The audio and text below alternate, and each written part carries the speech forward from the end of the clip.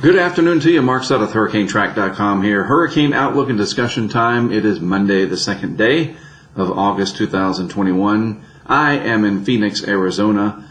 Going to be out here for the next several days doing some research and observation work related to the southwest monsoon, tropical cyclone interaction to this area over the years.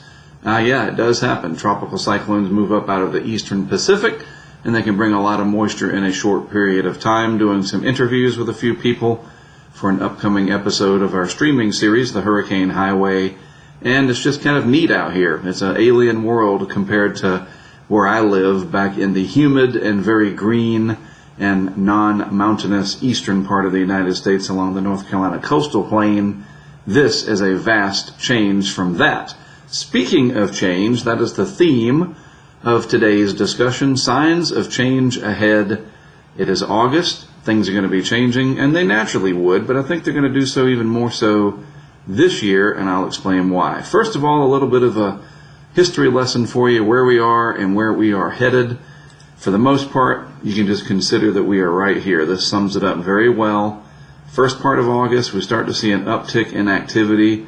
We began the slope after about mid-July, but it's a very gradual slope until we get towards the end of August, and then it's very quick. The ramp up in activity, climatologically speaking, happens much faster. So we're still on the uphill part of this, the going up part of the roller coaster, so to speak, and the top of it is achieved there in September. We'll highlight there in this blue color.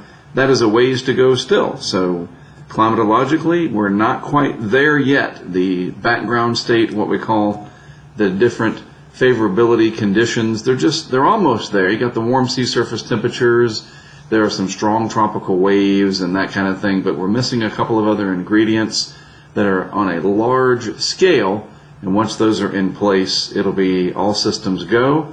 And as we have said, I hope everybody's ready, because this year looks to be very active, and I don't see any reason why that would change. All right, so this is what it looks like from the graphical standpoint over the last 100 years or so. What about the first 10 days of the month? The different points of origin. Really neat to see this map. I refer to it from time to time, and the National Hurricane Center has done a good job creating this. I like how you can really see the clusters, the areas of formation over the different thirds of each month. This is divided up into thirds. This is the first third, August 1st through the 10th. I only wish that it would get updated beyond 2015. I mean, whoever has to do that, it can't be that hard, right? Come on. I know you guys are busy down there, but it'd be nice to get this updated. That being said, you can see where we are, the first part of August here, wide open from the coast of Africa all the way over to the Lesser Antilles. Notice sort of this absence, I mean it really is, of activity for the most part in the Caribbean. Only 4 areas going back to about 1851 developing in the Caribbean as a whole. So if they haven't developed by this area near the islands, the Lesser Antilles, they usually don't, okay? And they have to move through the Caribbean already developed. And there's a lot of reasons behind that I'm not going to go into today. But it is interesting to note this sort of blank area, with the exception of those 4 spots. It's just interesting, isn't it? I think so. The Eastern Pacific, pretty busy this time of year, and that's the case right now. Then you have this other cluster here in the Gulf of Mexico. Interesting how some of them are actually over land. Yes, and there's even one there over Mexico. Sometimes you do get storms that actually form over land if all the other conditions are in place. All right, so where are we? Well, we're at the 1st of August, and climatologically speaking, water temperatures are still warming, and the anomalies side of things, departures from average, got this La Nina coming on in the Pacific, still a little warmer than average in the extreme eastern Pacific, but the main development region, this deep part of the tropics, continues to warm up ever so slightly, and the Gulf is really starting to warm now. Some of these anomalies in here are running maybe a degree Celsius above the long-term average as we get towards the peak months of the hurricane season. So all of this is going to start to matter as we get closer and closer to when something happens. When we get something to track. These water temperatures being warmer provide a lot more energy, especially considering we're talking about a large area. You might not think of a half a degree or a degree Celsius as being that noticeable, but when you spread it out over a vast ocean basin, that is a lot of extra energy. And even looking at different methodologies of calculating sea surface temperature anomalies, this is the Reynolds weekly average here. So over the past week, pretty much the entire Atlantic Basin here at or just slightly above where it should be. We don't see too many areas. In fact, nothing that dips really into the negative territories like these. It's pretty much right where it should be, which is close to neutral there. And just a few areas of slightly above. And I think this is actually going to change. This is updated every week, so we'll revisit this next Monday or so. But notice the Gulf. It is definitely warmer noticeably. There's that 1 degree Celsius isotherm in the northern Gulf. And again, you think 1 degree Celsius, that's not that much. But when you're talking about energy and latent heat that's stored in the ocean there, yeah, that's a lot of energy, especially since it's near shore, and that's where we live, right? Some of you anyway. All right, looking at actual sea surface temperatures, these are not departures from any kind of an average. If you went down to the beach and jumped into the beach water, this is basically what you would feel. And for the most part, yeah, nice and warm, 27, 28 degrees Celsius, even some 29s along portions of the Georgia and Carolina coastlines. Chesapeake Bay is warm. And then it's naturally colder up here along the northeast coast. And, of course, the Gulf of Maine. Forget about it. Way too cold for me and hurricanes, which is a good thing. That's why I don't worry about them too much. You do get the occasional hurricane that slams into Nova Scotia, of course. But at least the cooler sea surface temperatures keeps that from being a regular and really major impactful occurrence. Although it can happen. You remember in 2003, what was it, Juan? So you never know, right? All right, looking in the Gulf now, actual sea surface temperatures, it's good to see that we lost that larger area of 31 degrees Celsius water. You remember that? I showed that the other day. It's going to ebb and flow. I mean, this area is very sensitive to any changes.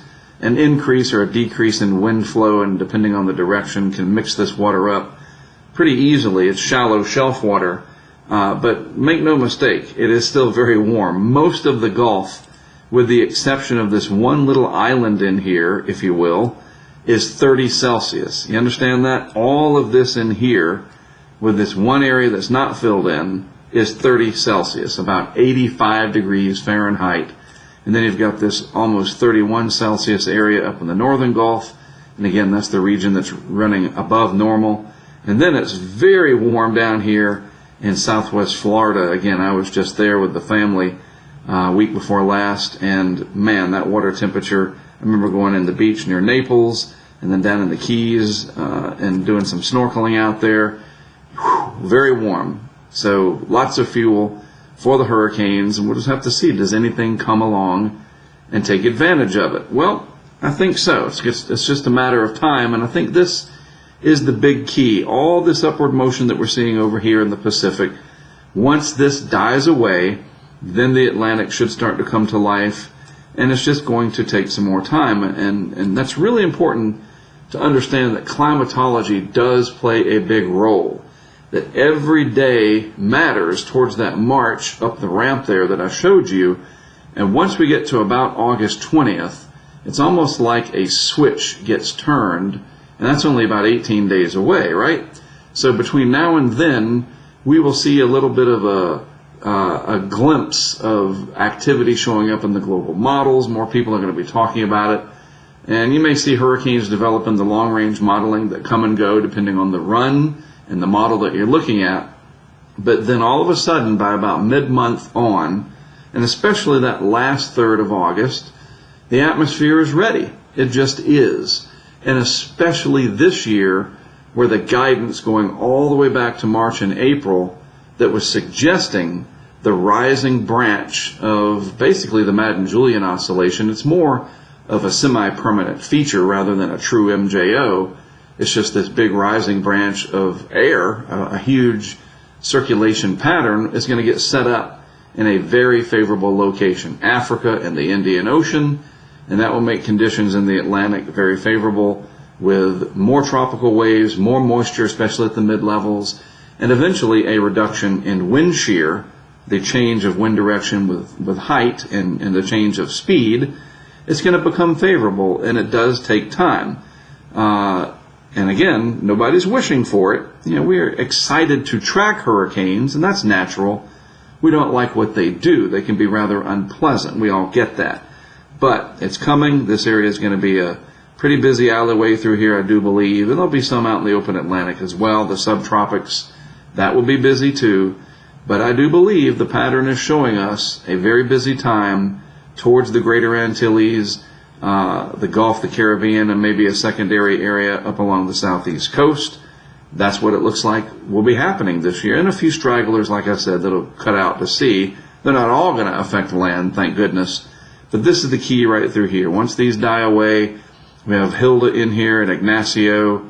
This one tried to get going and failed. This one's going to try. There's another disturbance. This is where the energy is. This is where this is where the atmosphere is energized, I guess we should say. There's plenty of energy in the ocean out here beyond the Pacific, but until this dies away, the Atlantic is going to kind of wait, and that's good. Again, use all this time that you can to get ready. Hadn't showed you this, I think, ever.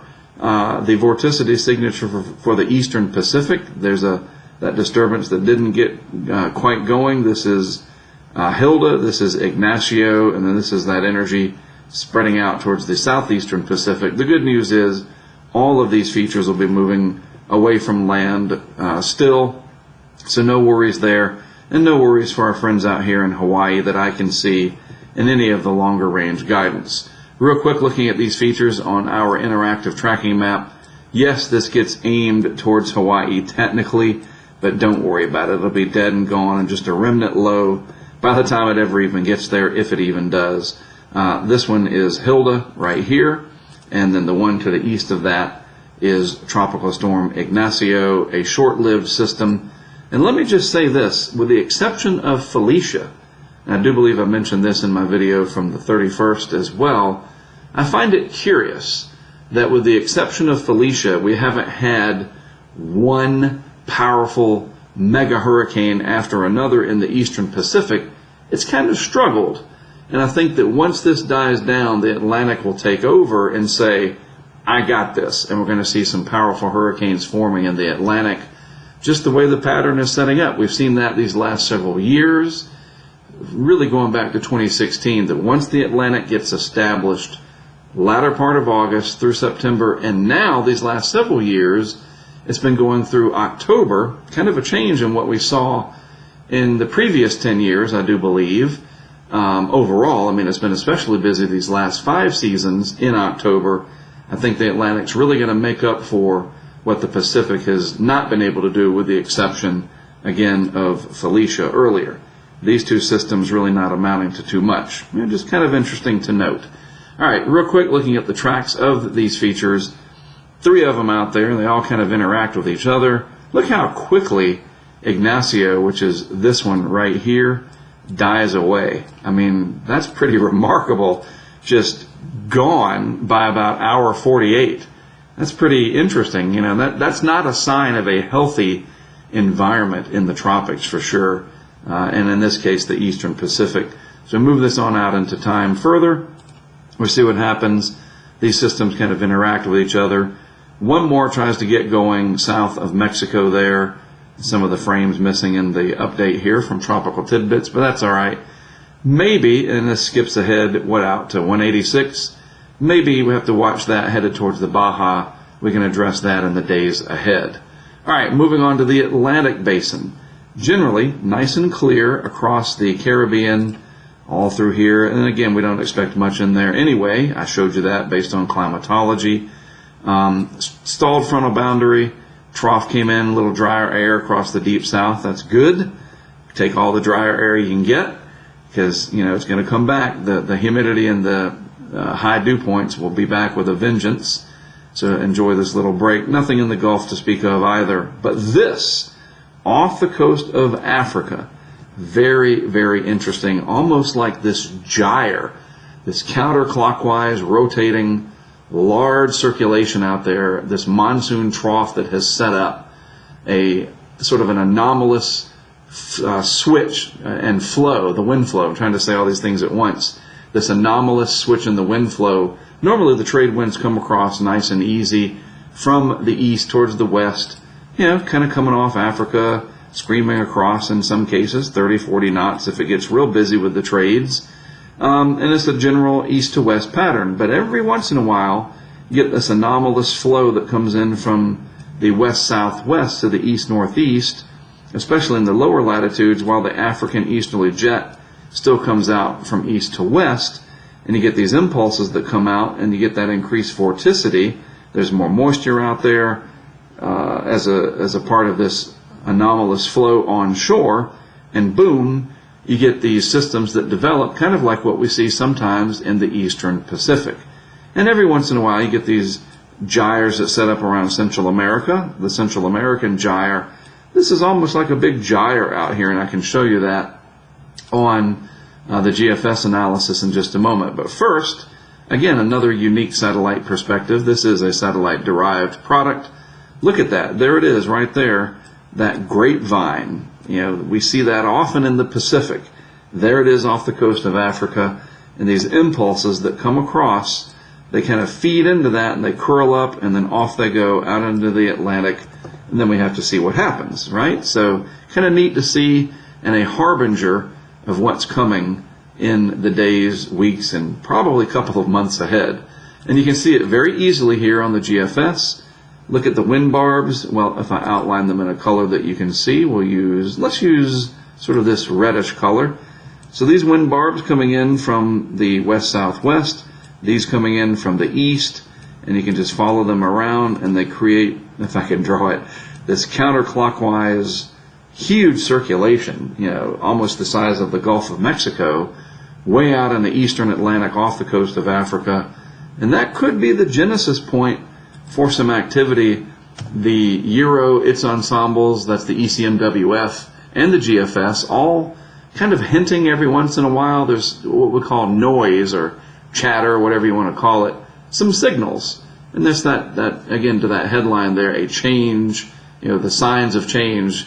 And we're seeing those signs in the modeling, especially in the ensemble modeling, that it's not just the operational, not just one model, but different runs and variations of the models. We call those ensembles, picking up on the potential for some development out this way over the next several days. So let's see what the 12Z GFS here shows.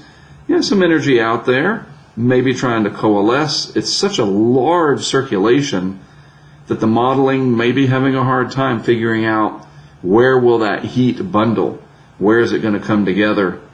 The GFS at 96 hours, picking up on a little area concentrated near the southwest coast of Africa and the Cabo Verde Islands.